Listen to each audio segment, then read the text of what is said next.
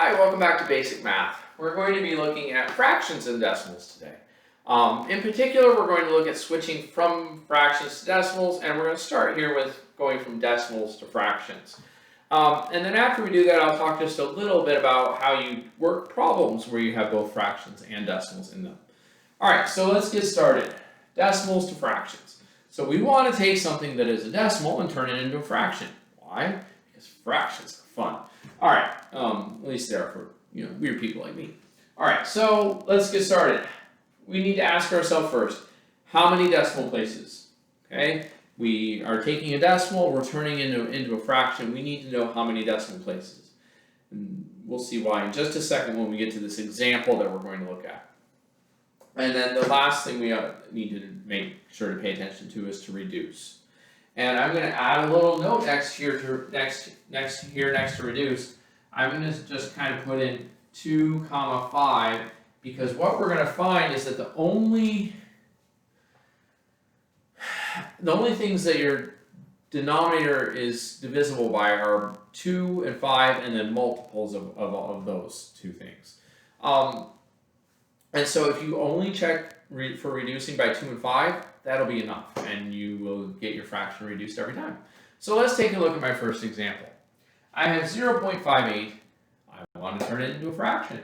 So we said to ask ourselves, how many decimal places? Well, the reason is pretty simple. The second decimal place here is the hundredths place, which means we have 58 hundredths, which sounds a lot like a fraction, 58 hundredths. It sounds like 58 over 100. And it is, because remember, the hundredths place means that it takes 100 of those to make a whole. That sounds like a denominator of 100, right? It takes 100 to make a whole. And so all we're going to do is say, hey, look, we have 58 out of 158 hundredths. So if you count the decimal places, in this case we have 2, that should match the number of zeros that you have in the denominator. 2 places, 2 zeros, 58 over 100, all set. Now the only thing left is to reduce it. I notice that they're both divisible by 2. Remember, we only have to check 2 and 5. We might have to check them more than once, but we only have to check 2 and 5. So I divide them both by 2 and end up with 29 over 50. So let's do another one. Here we go. Okay, so for my last example of changing from a decimal to a fraction, I want to start with 3.016. So this one's a little bit different from the last one because, first of all, we have a number in front of the decimal point. We have the 3. But remember, the 3 with decimals in this case means we have 3 wholes. And so all that's going to mean when we write this as a fraction is that 3 becomes the whole number piece in a mixed number. Okay, so anything that's to the left of the decimal point is just going to become your whole number. Anything after the decimal point will become your fraction. Okay, so the 3 goes in front. There's and now I have my fraction. So this time I have 3 decimal places. That's going to mean I need 3 zeros on the bottom. So we're going to be out of 1,000.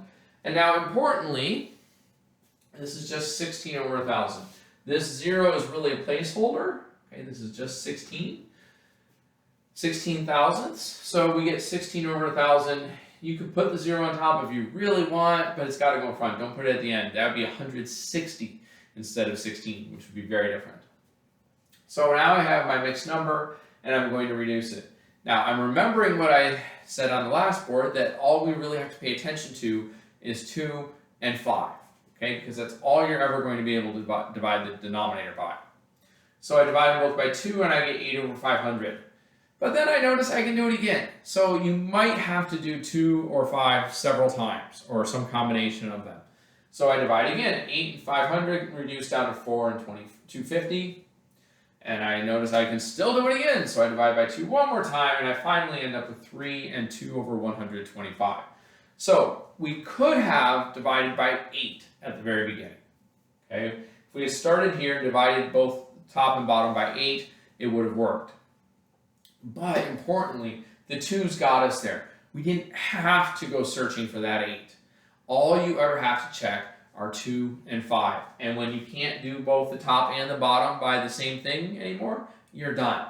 Okay, just like when we've done everything else with fractions. And there you go. All right, next board, we're going to go the other way. from fractions to decimals. All right, so now to go from fractions to decimals, it's really just one step. It's a division problem. Every fraction is really a division problem. It's saying you have this many pieces. Yeah, just trust me, it's a division problem. So we're going to divide. We're going to put the top number inside the box, and once that's set up, we just go right ahead and divide. And the only thing we need to pay attention to is, will we need to round? Some of these fractions will turn into decimals that go on forever. And you don't want to divide forever. That wouldn't be any fun. So here's my first example, 3/5. As you can see, it turns into 0.6. Let's take a look at the division. Top number goes inside the box. Bottom number, the denominator, goes outside. We go ahead and divide. 5 does not go into 3, so I add that 0, a decimal point and a 0, so that I can actually do some division. 5 doesn't go into 3, but it does go into 36 times. 6 times 5 is 30. I subtract, I get 0. Again, I bring my decimal point straight up, and that's where 0.6 comes from. There you go. Let's do a couple more on the next board. All right, I have 2 more examples here for us to look at. First, 7/9, but we want to round this one to the nearest hundredth. This is another one that's going to go on forever, although as we'll see, it's got a really it's going to go on forever in a very predictable way. But we do want to round this one. So I put the 7 inside the box and the 9 outside. You'll notice I added a decimal point. And since I want to round to the hundredths place, which is 2 decimal places, I put 3 zeros inside the box so that I'm all ready. I will get my thousandths place, and then I'll be able to round it. So I did my division. 9 did not go into 7, but it did go into 70 7 times. 7 times 9 is 63, I subtract, and I get another 7, which when I bring the 0 down means I'm doing 9 into 70 again. 9 goes into 70, 7 times, multiply, you get 63, subtract, you get 7, down comes another 0. We should be seeing a pattern here. I get 7 again at the top, so I have 0.777, rounded to the nearest hundredth. That means my hundredths place is this second 7, thousandths place is this next 7, and that one will bump it up to 0.78. Now, this one was nice because we can see the pattern. It's just going to be a whole line of 7s that go on and on and on forever, right? Every time we do this, we're doing 9 into 70, we get 63, we subtract, and we get right back where we started. So we could write this as 0.7, and we put a line over the 7 to make note that that 7 goes on forever. So either way would be acceptable, although this one did ask us to round, so really probably the more correct answer here was 0.78. All right, my last example, 3 4/5. So this one is different because now we have a mixed number instead of just a fraction. Well, the good news is the 3 is a whole number. It's a whole number whether it's part of a fraction or whether it's part of the decimal that we're going to end up with. So I can just bring the 3 over and put it in front of the decimal point. And that's really it. So remember when we did decimals to fractions, we did the same kind of thing. We just stole the number in front and made it into our whole number. Well, we're going to do it just backwards now. We're going to take our whole number and put it to the left of the decimal point. So then I take 4/5, I do 5 into 4, I have to add one decimal place this time to make it work. 5 goes into 48 times and I get 0.8. So all I do then is I take the 3 that's my whole number and combine it with the 0.8 to make 3.8.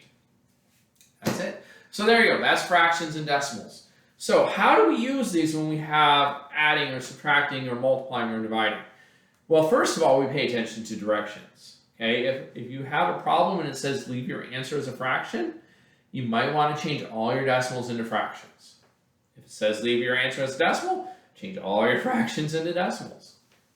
And so really what happens is if you have a problem where you have add, subtract, multiply, or divide, and you have fractions and decimals, it's easiest to pick one or the other. Most people will choose decimals, but sometimes that it gives us some goofy answers. So just be careful, but you are going to have to pick one. Okay, you don't really want to work with both at the same time. And so you just switch all your decimals into fractions, for instance, and then do it as a fraction problem. Or you change all your fractions into decimals and do it as a decimal problem. So there you go. That's fractions and decimals.